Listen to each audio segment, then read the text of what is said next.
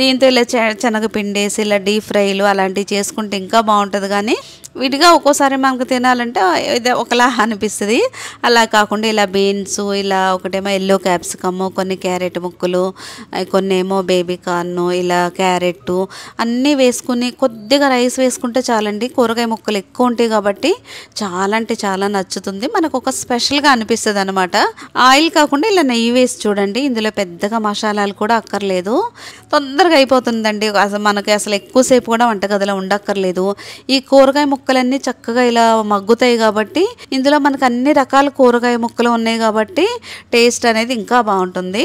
ఇదిగోండి ఇలా అన్ని మగ్గిపోయినాక మనం విడిగా ముక్కలు తీసుకొని కొద్దిగా పెప్పర్ పౌడర్ వేసుకొని కూడా మనం తినేయచ్చు విడిగా.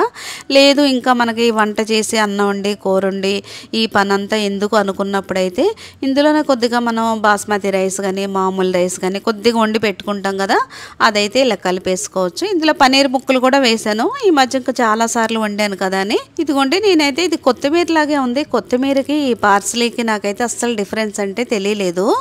ఈ రెండు ఒకలాగా అనిపించినాయి కానీ ఈసారి అయితే అది తీసుకున్నాను. తీసుకుంటే కొత్తిమీర కంటే కొద్దిగా ఆకులవి ఇలా హార్డ్గా అనిపించినాయి, గట్టిగా ఉన్నాయి.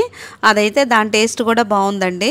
ఈసారి అయితే మీరు ఈ పార్సలీ ఆకులను కూడా ఇలా ఎప్పుడన్నా వెజిటేబుల్ పులావ్ వేసినప్పుడు అది ఇలా సన్నగా కట్ చేసి వేసుకుంటే బాగుంది. ఆ ఫ్లేవర్ అనేది చాలా బాగుందండి. ఇదిగోండి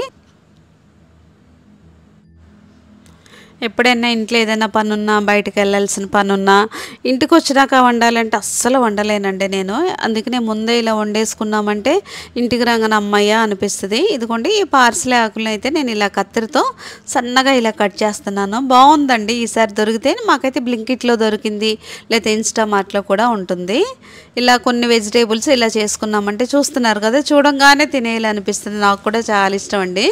ఇందులో అయితే ఊరికే పెరుగుతో రైతా చేసుకున్నా తినేయచ్చు, అంత బాగుంటుంది. కొద్దిగా మిరియాల పొడి వేసుకుంటే చాలు మనకి ఆ ఘాట్ అనేది తెలుస్తుంది. చాలా లైట్గా అనిపిస్తుందండి. ఎంత బాగుందంటే చెప్పలేను.